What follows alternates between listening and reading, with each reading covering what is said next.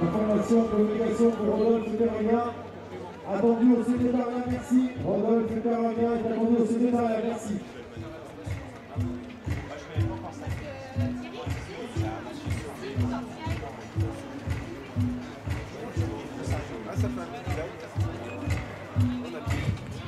Attention.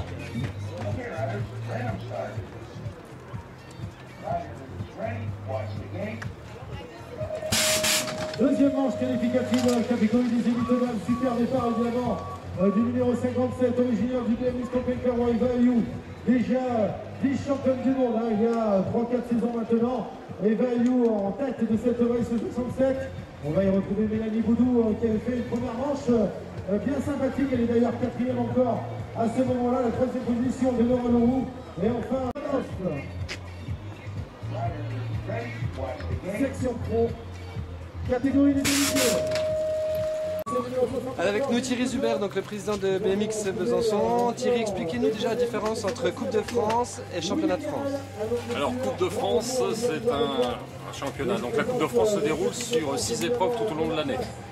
Et il donne lieu à un classement par points qui est le classement national qui va servir de qualification pour les épreuves internationales, championnat d'Europe, championnat du monde. Le championnat de France, lui, a lieu une fois par an et est ouvert plus largement à toutes les catégories d'un certain niveau qui vont se qualifier en championnat régional. Donc ça permet aux meilleurs des régions d'aller une fois par an en championnat de France. Donc Besançon a réussi à avoir une des 6 dates de cette Coupe de France. Oui. Comment avez-vous réussi à avoir cette date-là? Disons que nous, on souhaitait avoir une grosse épreuve cette année, une épreuve nationale, parce que c'est l'année des JO. On a un pilote français qui est champion du monde, donc qui est en lice pour la médaille d'or, on peut le dire. Donc c'était l'année pour faire quelque chose et quelque chose de bien. Donc on a une piste, on sait, qui est très appréciée, donc qui est d'assez haut niveau. Et voilà, on s'est proposé pour accueillir une Coupe de France et on a été retenu.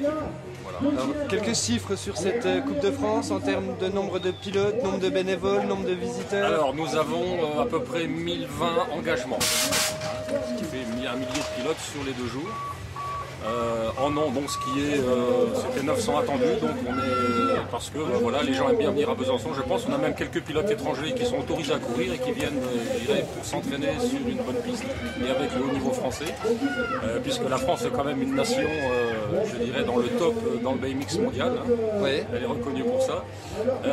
Donc ça, c'est pour les pilotes. En termes d'officiels de course, on a à peu près une trentaine d'officiels de course, jury, arbitre de piste, pré-grille, puisqu'il faut on range les pilotes avant de les mettre sur la grille de départ, donc ça c'est un gros boulot, beaucoup de surface, et en bénévole pour faire tourner tout ça, les secours, la restauration, buvette, accueil, camping, puisqu'on gère un camping, on a une centaine de camping-cars, c'est 120 bénévoles. 120 bénévoles pendant 2 jours. Une grosse dynamique pour le club, ça permet certainement de créer des liens, donc un club certainement... Une grosse dynamique, bon, ça permet d'élargir, d'intégrer un petit peu au noyau dur, on va dire, qui organise ça depuis 4 mois, puisqu'on a eu quand même la nouvelle il y a 4 mois, donc ça a été très court en temps. Et voilà, et on associe tous les parents, des pilotes, anciens ou nouveaux dans le club, et ça permet un petit peu de fédérer tout le monde. Et puis aussi, ça va nous amener beaucoup de demandes de licence, parce qu'après un événement comme ça, beaucoup de spectateurs, et donc une forte demande. Combien de licenciés à BMX Besançon?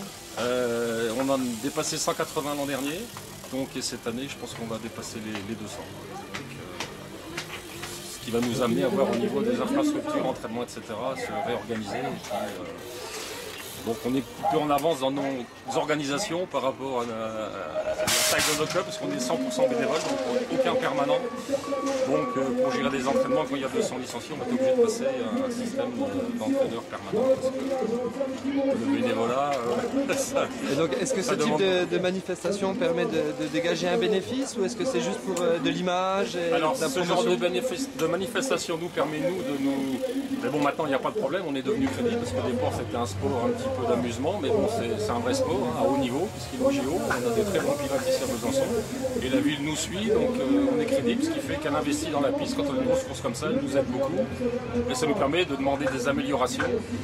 Et puis, donc, en termes de budget, bah, effectivement, ça permet un petit peu de faire des petits investissements pour le club. D'accord. C'est un budget de combien en gros une manifestation comme ça? Le budget, là on va tourner autour de 60 000 euros. D'accord. 65 000 euros. Et le budget du club? Le budget du club, il est de 25 000 à 30 000 euros. D'accord, donc c'est une manifestation qui fait 2 fois le budget du club. Qui fait 2 fois le budget du club, voilà.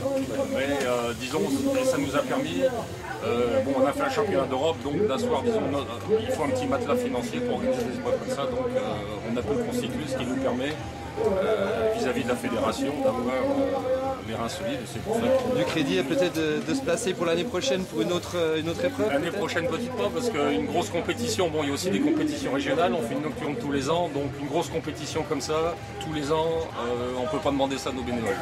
C'est vraiment trop de boulot. Par contre, le rythme, là, il est de tous les 2 ans depuis 6 ans. Coupe de France, championnat d'Europe, Coupe de France. Voilà. Eh bien, merci, monsieur Zuber. Je vous en prie.